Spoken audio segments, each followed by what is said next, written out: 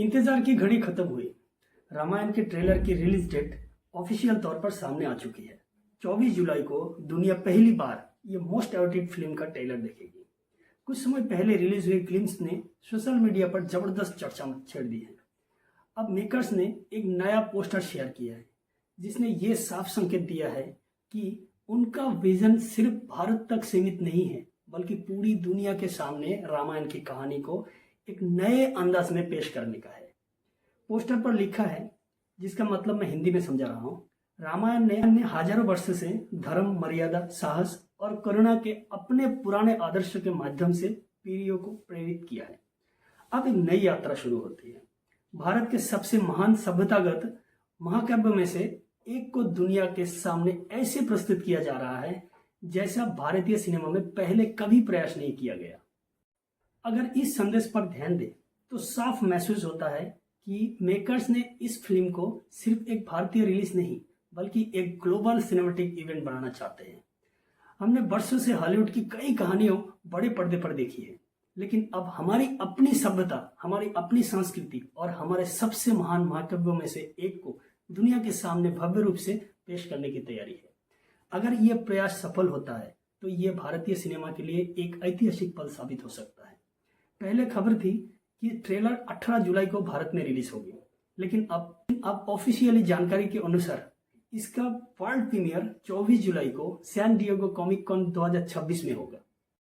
Comic cone के official schedule के मुताबिक अमेरिका के समय 23 जुलाई और भारतीय समय 24 जुलाई को दोपहर 3:15 पे फिल्म की विशेष प्रस्तुति बॉलरूम 20 में आयोजित की जाएगी।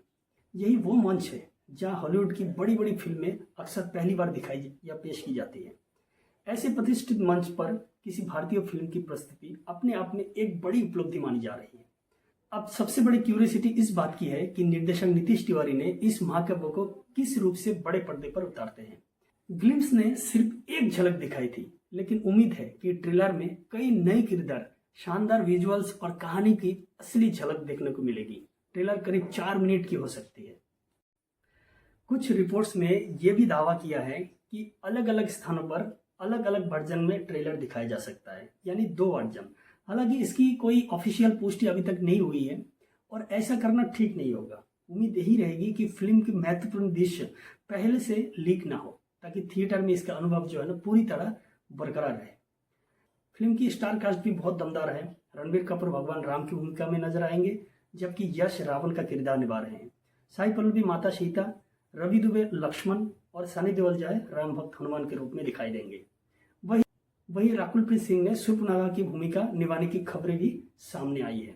इसके अलावा राम के रूप में पहचान बना चुके हैं अरुण गोविंद, वो भी इस फिल्म में महत्वपूर्ण भूमिका निभाएंगे। फिल्म का पहला भाग दिवाली 2026 और दूसरा भाग दिवाली 2027 में रिलीज होने वाली है। अब नजरें सिर्फ 24 जुलाई पर टिकी है। क्या ये ट्रेलर भारतीय सिनेमा के लिए एक नया इतिहास लिखेगा? इसका जवाब हमें बहुत जल्द